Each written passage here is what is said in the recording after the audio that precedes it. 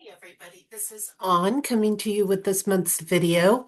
And this month I'm talking about observation and the power that this has to build stability and strength into our life. Oh, I'm going to get it out, man. These codes right now, these energetic patterns that make it so hard to communicate right now. Communicate clearly anyway. So bear with me, but we'll get through this. And I don't think this will be too long today, but I want to talk about this component of observation because it's coming up in our April code. So this is going to be a great tool to work with. And for those that don't know, I am the author of the Code Journey, and I do this book every year. Um, I'm in the process of restructuring the 2027 books. It'll be a little bit different than the past 9 years. Yes, I've been putting the book out for 9 years already. And you can get that, by the way, on my website, compassioncodes.com. Just go to the books tab, the code journey, and it'll get you links right to where you can purchase it. But anyways, we're talking about observation this month. And with this work of the code energy patterns, we always want to be working with the flow of what the energy is. This is very important. It's just like, you don't want to wear shorts in minus 20-degree temperature. I know there are people that do, but you don't want to be doing that necessarily, right? Because you suscept yourself to hypothermia and other things like that. Um, and likewise, you don't necessarily want to be wearing, parkas and heavy winter gear in the middle of summer. So working with energy is very much the same way. You want to be in the flow for whatever is happening at that time. And although we can't necessarily change the energy patterns that we have available to us, we can have the option of choosing how we are going to work with those energy patterns.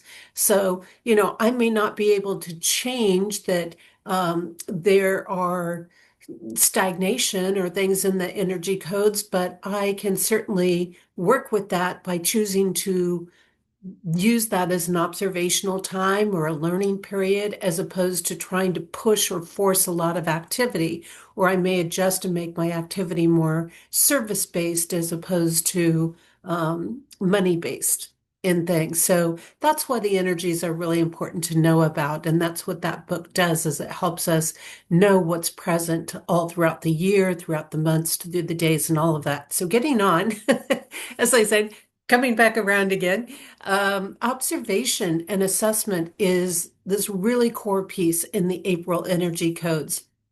And there's some pieces to observation that we want to consider because anytime we're making choices in our life, and this can be a good time to make choices, there are points in the month where it's not so good, points in the month it might be a little bit better. But this is kind of like where we're evaluating everything, assessing everything, stopping and taking a look and going, hey, okay, what have I got to work with? Where am I at right now? What's going on? And it really kind of brings us present, which is an awesome thing because when we get present, we can really see what's happening. We can really see what's going on in our lives. We can really get connected to where we want to go, where we've been, all of those things. So this is kind of this continuation point. It's like a connecting point or even a crossroads sometimes where we've got, okay, I've got these choices and I'm not sure which way to go, or I've got different options available. And this is about sitting down and assessing the different options available to us. So when we get into observation, it allows us to make those assessments from a more objective point of view. Instead of saying, I want this, I want that, and letting it be so desire driven, we come back to this is what I've got to work with. What can I create? What do I want to create? How do I get between what I have and where I want to be? Kind of like a mapping in a sort of way, but also looking back and saying, okay, I've been faced maybe with the opportunity to do this in the past, or I've had these choices in the past, but when I've done path A, it didn't work. When I did path B, it had some results. When I did path C, that seemed to bring some good results. So it blends these different things. And some of the things that we need to consider with observation, what we're doing is kind of working from foresight. Um, One of these things that need to be considered is Um, what needs to be enjoyed before I can't enjoy it anymore? These can factor into the equation when our decisions are being made. And sometimes that seems like it's a little excessive or not needed or things like that. But in reality, if we are always pushing off something to do, thinking, well, we'll do that later in life. We'll wait until we retire and then we'll have all the time in the world to do that. Life doesn't work that way. I'm speaking from experience. It just doesn't work that way. And as a person that's had a lot of physical challenges, particularly in the last couple of years, start to come up, I recognize very well how quickly something can be taken from you and realize how quickly the body can shift. And one day you're doing something and you can go hike 12 miles and the next day or a month later you can't even do a half a mile. So things can shift. And so when we're looking at these decisions and we're observing and assessing things, we want to look at, is this something I need to enjoy before I can't enjoy it? Do I need to be making time for it? And there are things that we need to do, when we think about traveling or certain vacations that are maybe bigger vacations. They're better done when we're youthful, when we have a lot of energy, when we're not so tired, when we're not so burned out to do. Which happens as you get later in life. What took 15 minutes to do in your youth might take you an hour to do when you're older. That's just the reality of what happens a lot of times. So looking at that, what do I need to enjoy before I can't? So if it is falling into that category, obviously that's something I want to put more into. Yeah, let's look at doing this now. But we also want to look at, where do I need to be responsible to set myself up for later in life?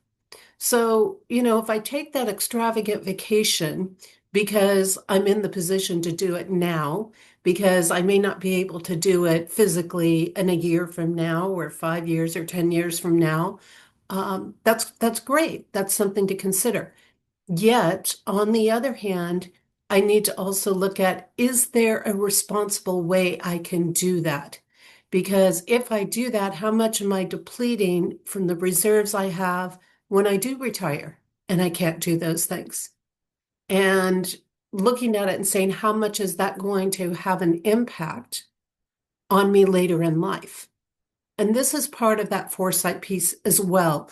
Looking at it and saying, okay, if I do this, what am I going to deprive myself of later on? And we don't want to do something in a way that is irresponsible that then puts us in greater hardship when we're struggling more physically, for example, when we have more challenges to go on. And again, these are the things a lot of people don't account for, but they're very, very important because we need to be able to set ourselves up for later in life, because our expenses can go up, our needs can go up, whether that's for nutritional supplements or whether that's for some people medications or medical procedures or just health things that need to be done that we don't need when we're in our youth, but that's an expense we're going to have later on.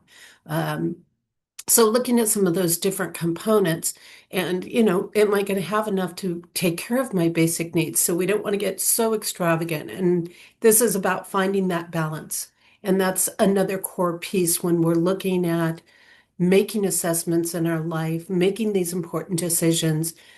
What creates a balance of my experiences? If I do everything based on what feels good now, I could really be damaging myself later. If I only look at what's in the future, I could also be creating a deprivation aspect in the present and not get some experiences that maybe could be really helpful and useful to me.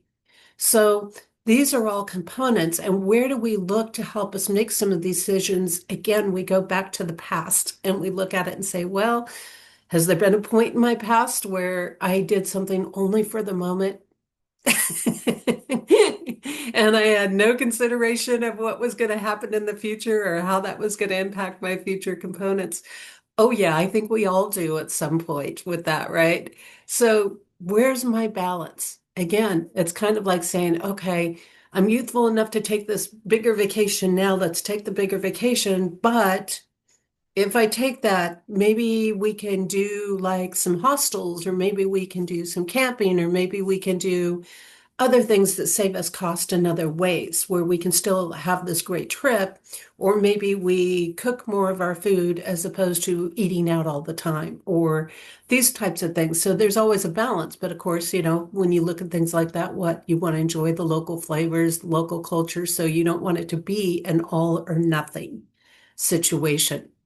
And the more we come into that balance, the more we are helping ourselves to create some stability, right? Because we're considering, hey, this is going to bring some great memories. So when I can't do anything, I'll have something beautiful to look back on and go, wow, I really have had a pretty amazing life. I've done a lot of incredible things along the way when I stop and think about it. And we don't always feel like that in the moment, but remember, sometimes the most memorable things are not how much you've spent, not the luxury place that you stayed in, but it is the most simplest, basic things like going into a coffee shop and go, I remember that they had this really unique drink that they did that was, I never saw it anyplace else. Or it had the most amazing place where you could do this and you could just walk along the beach, or, it's the simple things, or it's that conversation that we had when we were in this place. So a lot of times our greatest memories really aren't even attached to those expenses, or to the extravagant pieces anyway. So keeping that in mind as well when we're looking at this balance piece. Um, we want things to be able to allow for transformation or transmutation and things. So when we're doing assessments, what does it do for us? When we're sitting in this observation, it's giving us the opportunity to see things for what they really are. And unless we're willing to look at them for what they really are, we can't transmute them. We can't make the shifts. You have to acknowledge what something is before you can make a change in it. And that's important. And some people say, yeah, but then you're not looking at, and I hear it from the spiritual community, you're not looking at the truth of things. You're not seeing things for their wholeness. And I'm like, no, I see the wholeness in there, and I want to get into that wholeness. But to get into that wholeness, I have to acknowledge what has to be changed. I have to acknowledge what I need to transform. Yes, absolutely, I might be built on beautiful virtues, but if I don't take the time to acknowledge my vices, guess what? I'm not going to be able to transmute the vices and make them virtues instead, and make that shift and that transmutation. So I have to be real in the process. And this is important. It's hard for people because people don't like to look at where maybe they made a poor decision. They don't like to look at the pieces that don't feel so pleasant or don't look so pretty. And yes, there are usually beauty in that when we dig deeper and we see it.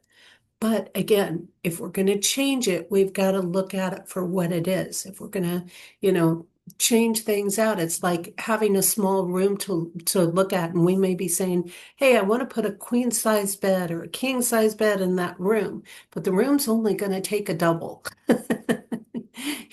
So we have to look at it and say, okay, is my most important thing to have the bigger bed wall to wall, and have no shelf space or no anywhere to set a book or anything like that? Or do I want to feel like I'm breathing room? Because if it's wall to wall, it's a pain in the butt to make that bed and clean things and all of that.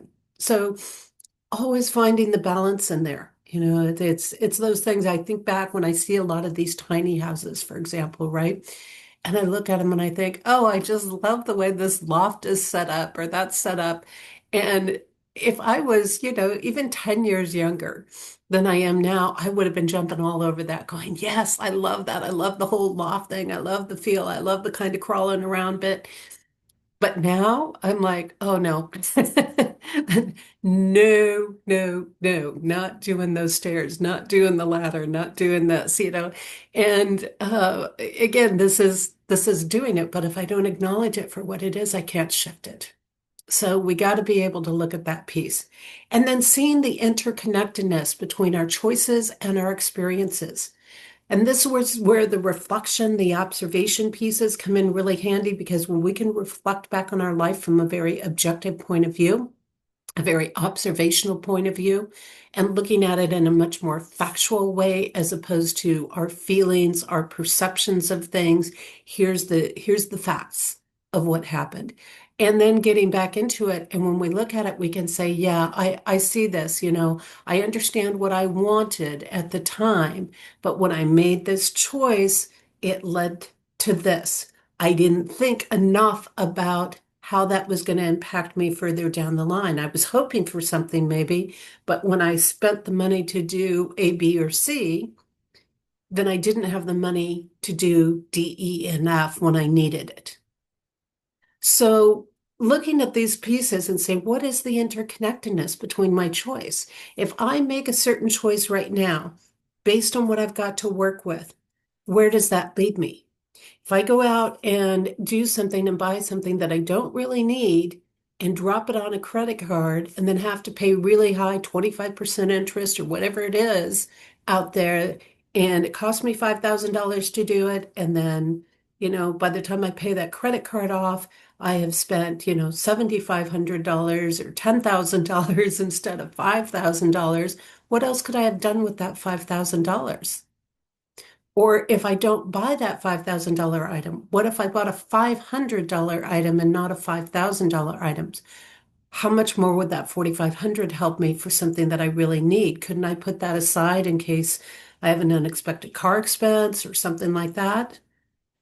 So the interconnectedness between our choices, and this really gets down to sometimes we have to pare down between what we desire and what we need.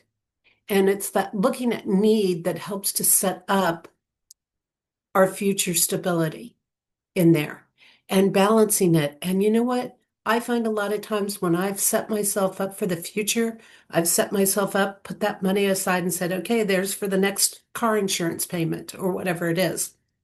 I haven't had a vacation by a while, in a long time, so I'm thinking more practical. But, you know, um, there's that car payment already made. So it's set aside, it's ready to go when that bill comes in. And so I'm setting myself up, and I find when I do this, that then actually things will work out in a way that maybe I do have that little bit extra that I could go spend on a nice meal, or I can um, go drive to the coast for the day and do some photography over there or something like that. I have small luxuries in my life. So when I think about those things, I find that when we set ourselves up, we actually generate more resources to come in by creating that stability. Plus, we're removing all of the worries and the anxieties that happen if we don't have ourselves set up and have things covered in there. So that interconnectedness between choices and experiences, very important because this can keep us out of a lot of trouble. And this helps to strengthen, again, this helps to strengthen us. It helps to build our confidence. It helps to let us know, look, my basic needs are going to get taken care of. Even if things get a little bumpy, they're going to get taken care of. And that's important. Clearing trauma and karma. So this is all the old stuff, the old emotions start surfacing.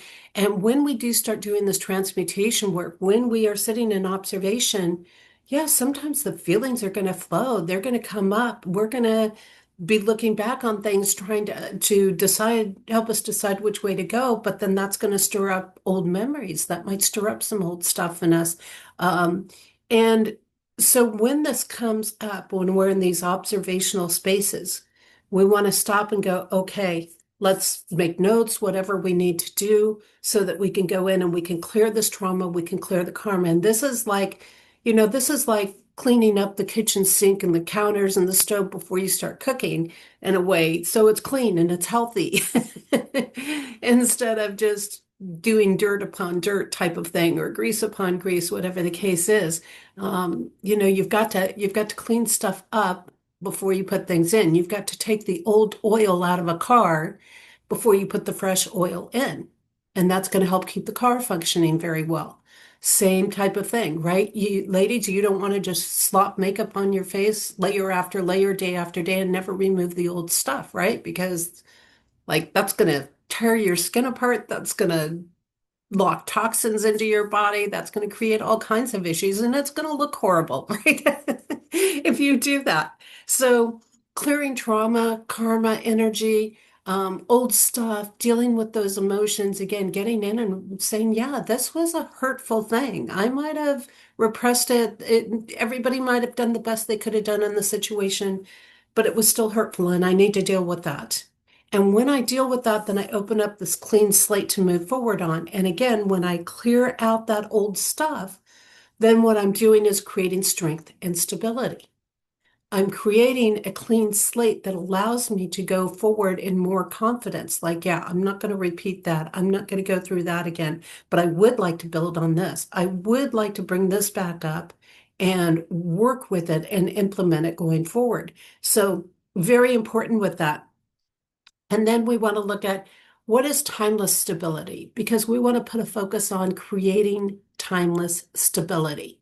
And what is that? Timeless stability is that stability. It's kind of a responsibility piece in a way. It's that stability that allows us to ride through the waves of change because things aren't always going to be high, they're not always going to be low, but we want to be able to ride them, right? When the waves come, we want to be able to ride those waves and not get sucked in underneath them. So if we're creating timeless stability, we can ride through those waves of change. And this really comes from developing self more than assets, right? Because assets are going to come and go, right? One time gold might be popular. One time a paper currency might be popular. One time credit cards or all digital stuff might be the thing that's going on. Those things are all going to come and go and fluctuate along the way. Okay, so they're not really creating stability.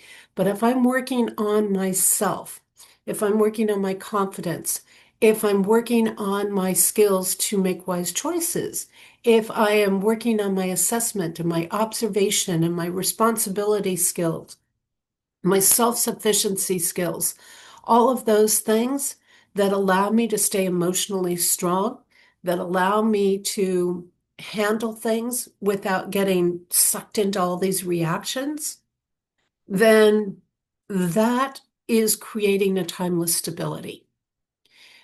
Yes, there are other pieces that are, again, being responsible with finances and thinking ahead and thinking of the consequences and the choices. But again, that responsibility is a quality in me. It's a virtue in me. Being responsible, being patient, being caring, releasing things, turning things over to God, divine source, letting it come through, letting things go. It's your qualities, your traits, your inner strengths. Those are the things you want to develop because that is timeless stability. Anything material is going to fluctuate, but it's kind of like having it's like learning to body surf and not having to rely on the surfboard or the bodyboard, which they're great, but if the wave breaks them, then what do you do? Okay. You got to be able to ride that wave anyways without all this fear and everything. So if you've learned to train yourself to not go into the fear, for example, and to embrace the challenge and to go, okay, this is a challenge. This is a temporary thing. I can get through it. Or I need to do this amount of work so that I can create this later piece. Then now you've got something that's timeless stability to work with. Okay. So again, that's developing self more than assets in there. This is why your inner work, your connection, your divine alignment is always going to be one of your biggest assets. It's always going to be your biggest asset, really. Your connection to God, always going to be your biggest asset in things. And then nurturing self-sufficiency and confidence, which goes right into what I was just talking about, and personal strength. So the stronger we're making ourselves, the more that we put ourselves in a position, this is why puzzle games can be great, because it makes you think. You have to come up with the strategies. You have to come up with ways to figure things out. This is why it's important to stay engaged with your creative energy, whether that's drawing or writing or cooking or dancing or singing or whatever it is. It's important to do that because that creates a certain amount of personal strength and skill sets that allow you to think in the moment, not programmed, not free form, sit down and just place some notes, just go to the kitchen and say, what do I have in the cabinet? And do something without a recipe. Um, these all create strength. These all create personal strength, problem solving skills. Doesn't mean we're going to be perfect at it, but if we work on it and we practice it, then we are creating that self-sufficiency. Then we are creating from the confidence. If I have confidence, it doesn't matter if a challenge comes up because I'm going to know that I can handle it. Whereas if I'm sitting there going, oh, I have to have this skill, I have to have that skill, I can't do that without that. Well, let me tell you, I've been pushed against the wall enough times to know that when you need to figure something out, you're going to figure it out.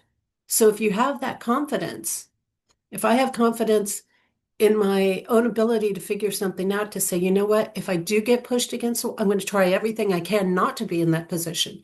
But if I get in that position, then I know I'll figure it out because I'll have to figure it out. It's a survival mechanism that we have in us. So we have to remember that and know that it's there to use. Likewise, it's like if I'm living that virtuous life, if I'm living in virtues versus vices, I know God's going to hold me through whatever challenge I have to face and things. So it's a very powerful place to be. And then discernment. And what does discernment do? Discernment helps us to uphold freedom. So discerning what is something really? Is this really a convenience or is this really me turning my power over? Yeah, we see that a lot because that's how our power gets turned over a lot of times is through the conveniences. So asking yourself, what is going to uphold my freedom? What is going to give me as much autonomy as I can have? And this gets harder when you're older. I have to tell you, right? Because when you're relying on Social Security or something for your, um, income to pay your bills, you realize you don't have some of the freedom you thought you had, in there, because you're reliant on that to come in. Whereas when you're younger, you have a lot more options and choices than that. So when you're making these choices younger, ideally that's the time to do them, then you're creating this freedom. The more freedom you have, the more confidence you feel. It all kind of plays off of each other in there. So I'm really hoping this has been useful to help you use observation as a way to create stability and strength in your life and to realize it's not that it's so hard to do. We just have to have the commitment to do it. We just have to put the energy into it to do it, and that it definitely can be done in there. And looking at these different possibilities that I've been talking about, looking at these different things, how assessment plays in, the importance of this in your life, transmuting things, the interconnectedness of things, clearing out that old trauma and karma, creating the timeless stability pieces and nurturing all that self-sufficiency and confidence and personal strength. So you can definitely get there. This is a powerful tool. Never underestimate what observation can do, especially when you're doing it in this objective way, letting go of all your attachments to things or seeing things from your own perspective. It really can shift things and it really can help you to do some great choices in your life, which will help to lead you in some favorable directions. Take care, everybody, and I will see you next month. Don't forget to like and subscribe to the channel. It really helps me out. I'm not a very big channel, but I can use all the support I need, I can get, I guess you would say, and just share it out too. If you can do that, I hope it will help maybe somebody else. And check out the daily videos. They're great little things. And on my social media, I also do write-ups to go with those daily videos. So maybe that also shines perceptions. And check out the code journey. Head over to compassioncodes.com.